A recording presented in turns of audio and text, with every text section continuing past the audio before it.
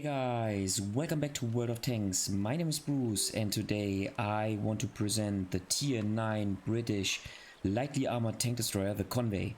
Furthermore, I will tell you what second line gameplay really is and how you can use it to your advantage.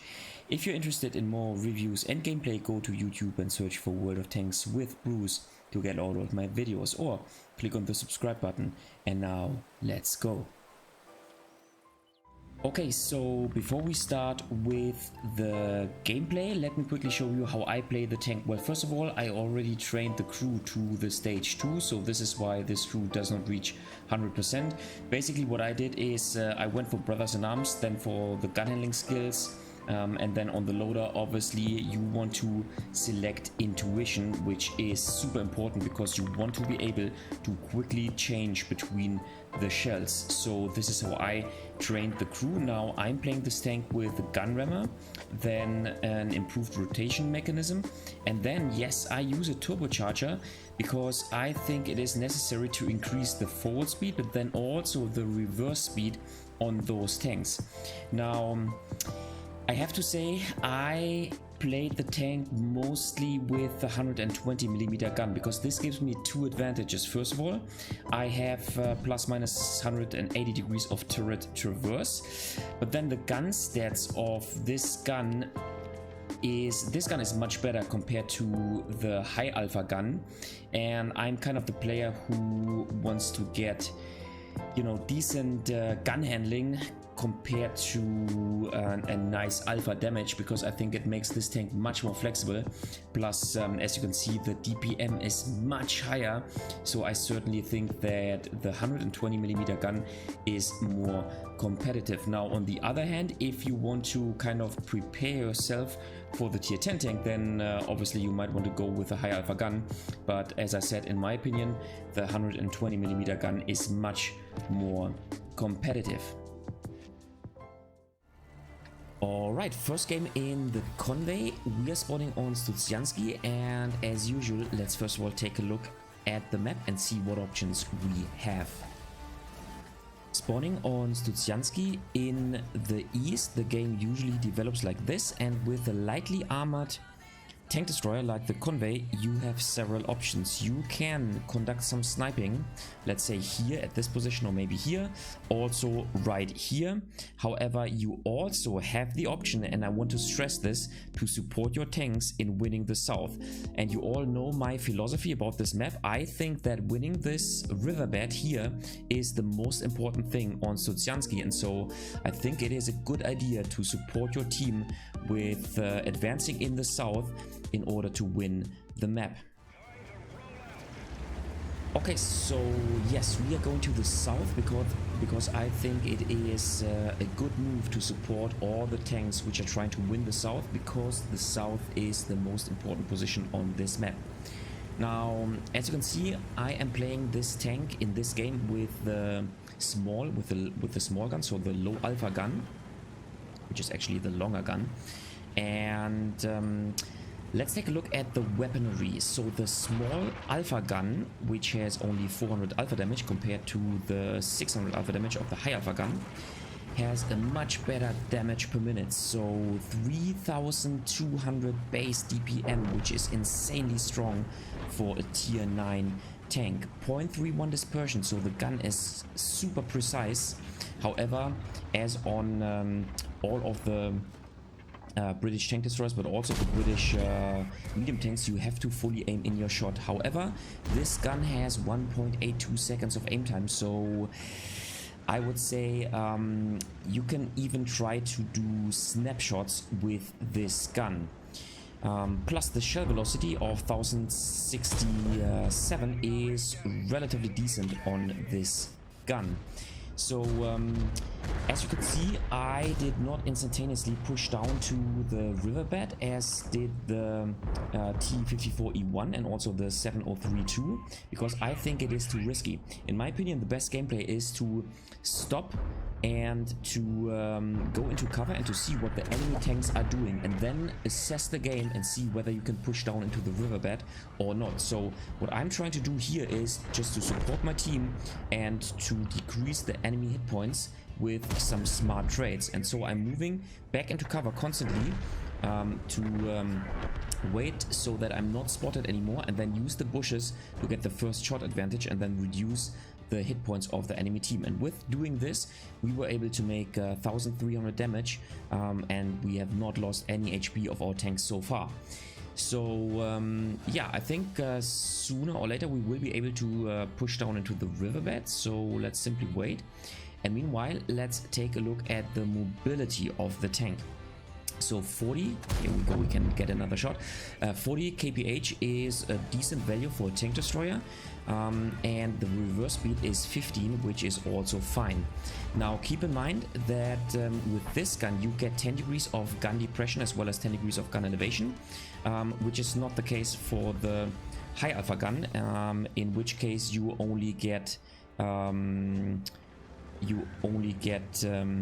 degrees of gun depression. The advantage of the low alpha gun is also that you get a fully rotatable turret, which is once again not the case for the high alpha gun. So all in all, the mobility of this tank is I would say mediocre to okay. It is worse compared to the tier 8 tank, the charioteer, but the mobility is still fine, and it still gives you the opportunity or the possibility to play this tank somewhat like a medium tank. Now keep in mind the terrain, not the terrain, but the turret traverse is relatively low, which is true for all the British tank destroyers, which have a rotatable turret. Okay, I wanted to, yeah, I got proxy spotted, and so this is another thing you should keep in mind. If you advance, let's say behind those two buildings, and if there's another tank, you will get proxy spotted, and then you are susceptible to cross shots on from the enemy tanks, which are positioned at the middle of the map. So right now, the best gameplay we can do is to maintain patience and to simply stay passively and to see how we can support our team without losing our HP. And so maybe we can get a shot into the middle. No, doesn't look like. Maybe now a blind shot into the hull. I don't know if this was a hit. Yeah, but let's take a look at the rest of the stats. So this tank has no armor whatsoever, except for the gun mantlet. The gun mantlet actually has some armor. However, you can certainly not count on it, and you should conduct smart gameplay in order to preserve your hit points. You have 1500 HP, which you can bring into the fight, and this is another reason why I play this tank, let's say more or less like a medium tank. The camo values, the stationary camo as well as the moving camo, are relatively bad, simply because the tank is so huge with this huge turret. So yeah, all in all, and this is what I like about the British tank destroyers, which have a rotatable turret, is you can play those tanks more or less as a medium tank, and this gives you a whole a completely new option on yeah, basically on every map. So you don't necessarily have to stay at the back and conduct sniping, just like with other tank destroyers. You can play those tanks as a medium tank, and then in the last replay I will also demonstrate you how you can play second line gameplay, because after all, this is an option that you have if you play the tank with a high alpha gun, which certainly decreases the possibilities, because with the high alpha gun you will not be able to play this tank as a medium tank, just like you are with a low alpha gun. So yeah. But let's return to the game and focus on the gameplay. So we managed to do 2000 damage, and now in this situation the game seems to be won. However, we still have to play cautiously and make sure that we don't lose our hit points. And so this is exactly what I am doing right now. So let's see, here we go. Maybe we can now... Here you go, the tank is now destroyed. Excellent, we are spotted, and so we need to fall back into cover, maybe behind this house here. Nice, yeah, so I'm now waiting a couple of seconds so that I'm not spotted any longer, in order to not receive a shot from the AE phase 1. However, looks like he is here you go. So let's see if I can get a shot on the 122 TM. Nice. And yeah, it's so easy to hit your shots with this gun because the gun handling is fantastic. The dispersion is great, the aim time is great, and so yeah, I must say that I prefer the gameplay with this gun. However, I have to say that this gun does not really prepare you for the gameplay that you can expect with the tier 10 tank, so the FV 4005. So yeah, that's another story. So okay, I saw a knockdown tree, so I certainly want to make a blind shot here. And now I think we will simply advance. Yeah, there's only one tank in the game so far, the Scorpion G, so we can simply advance and see whether we get another shot. But yeah, playing this tank as a medium tank gives you another option, and your stats will certainly benefit from doing so. Okay, second game. This time we're spawning on Ruinedberg in a tier 10 match, and once again let's take a look at the map. Spawning on Ruinedberg in the south, the game usually develops like this, and with the tank destroyer you have several options. You can go here and simply try to snipe on the advancing enemy tanks. However, I don't recommend this because your influence will be abysmal in the game until the game is lost, and then you might even not be able to make a significant amount of damage. Instead, you can, if you play this tank as a medium tank, go here and try to support your team right here. But you can also go to the city and, let's say, go here into the bushes, or maybe here, depending on the tank that you are playing, and simply help your heavy tanks to win the city. Alright, so I want to go to the heavy lane, I would say, and try to support my heavy tanks. And now you could argue that playing on city maps, it is better to use the high alpha gun simply due to your trading potential. However, what you have to keep in mind is that you have different set of ammunition if you're playing with the high alpha gun. So yes, you have 600 damage on your standard shells, and the standard shells also have let's say they also have a good penetration value. Even the penetration value is even higher than compared to the low alpha gun, so 260 compared to 259. But you have to keep in mind that you have hash as your premium ammunition compared to the low alpha gun. So the penetration value on the low alpha gun, if you're using premium ammunition, is 326, and the penetration value on your premium shells, if you're using the high alpha gun, is only 200 because it's hash ammunition. Now, yes, the alpha damage is increased to 770, which is nice, especially for trading, but that's just something that you have to keep in mind. So looks like the AE phase 1 is making pressure, and can we get a shot on him? So yeah, in this situation, for example, we could have dealt maybe 770 alpha damage to the AE phase 1, so it might have been better to play this tank with a high alpha gun in this situation. However, that's just how it is. So obviously you get a much worse gun handling with the higher alpha gun. This is another thing you have to keep in mind. So aim time 2.3 seconds compared to the 1.82 seconds, and then dispersion 0.36 compared to the 0.31, and then also the gun traverse, the dispersion during turret traverse is 0.14 compared to 0.1 with the low alpha gun. But that's how it is. You have to make your choice of which gun you want to use. Obviously, as I said, the DPM of the low alpha gun is much higher, but obviously you can make better trades with the high alpha gun. Okay, so as you can see, The enemy is overrunning our position, and so I think we have to get this shot on the FV4005. Now we're spotted, and now I think it is time to run. Once again, another thing to highlight, and I think I already highlighted it, however I want to just highlight it again.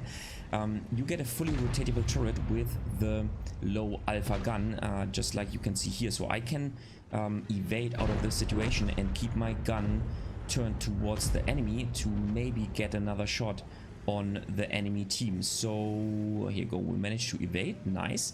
And now it is simply time to fall back into a position from which we can get more damage.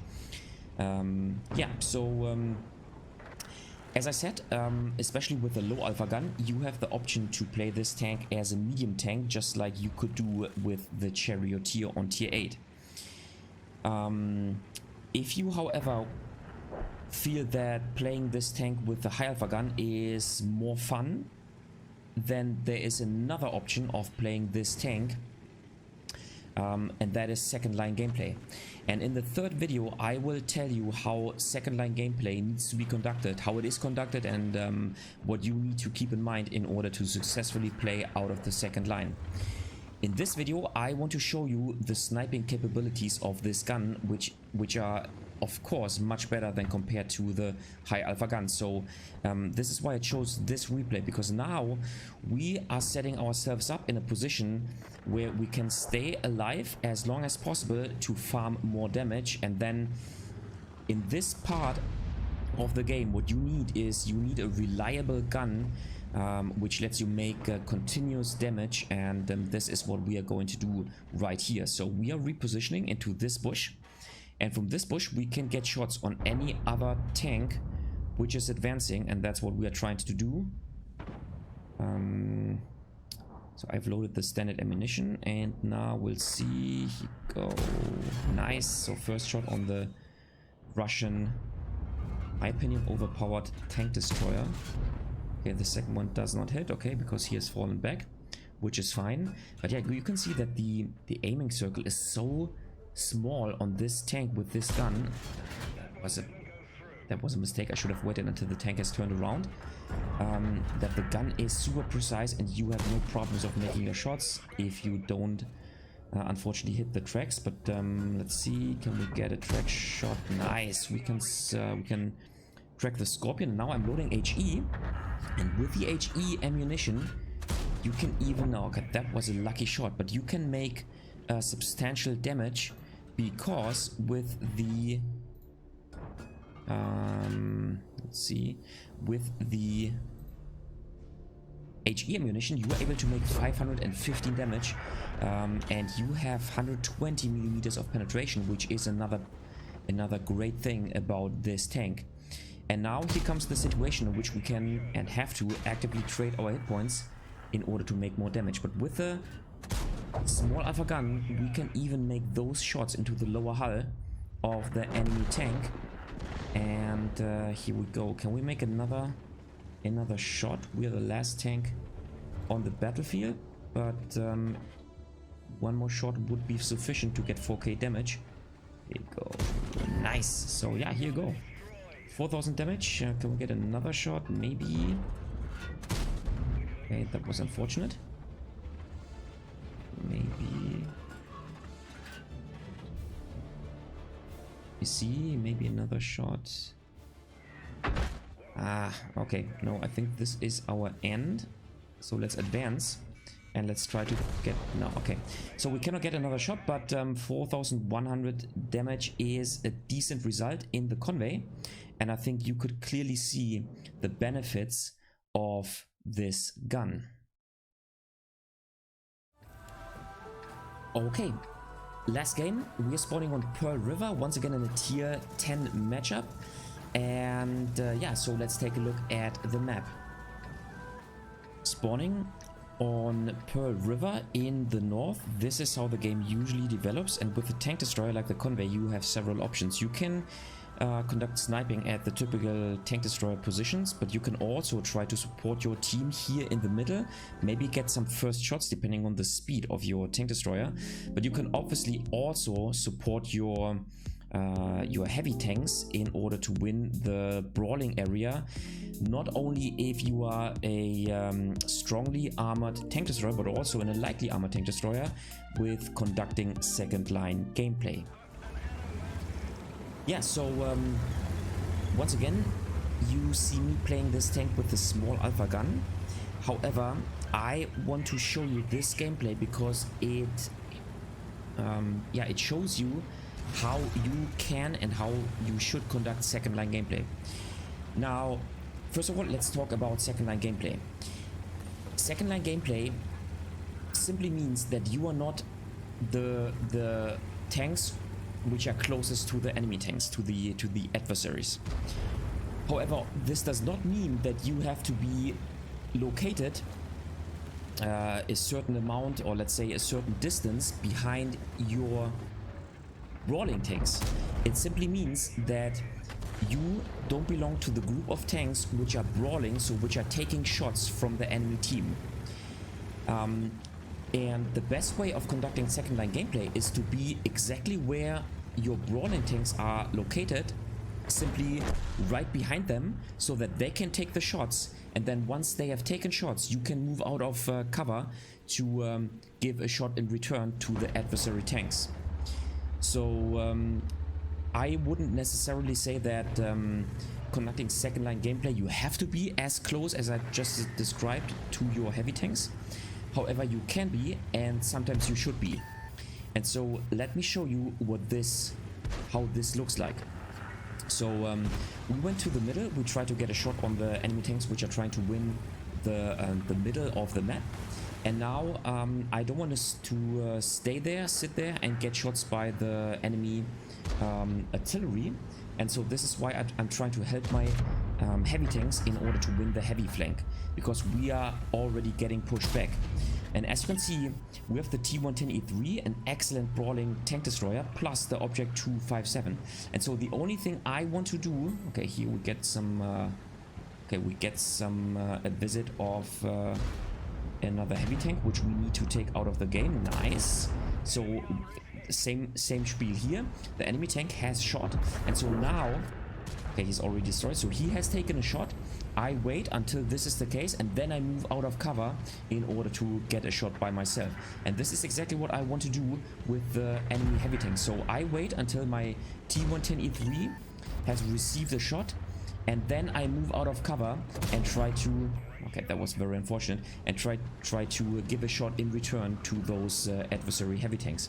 So this is how you conduct second line gameplay, and there's nothing wrong about it, because my tanks have the better armor profile and they can brawl with the other heavy tanks and take those shots, and the chance of those tanks losing their HP is much less than compared to my tank, because I have paper thin armor, whereas the T95 and the T110E3 have not. Now here's the important thing: once the enemy hit points are significantly reduced, latest when they are one shot, just like the T110E3 is now, then you have to trade your own hit points. So don't let your teammates die because you simply want to preserve your hit points until the game is over. This is also a wrong gameplay. So in this case, I'm continuing with what I'm doing now.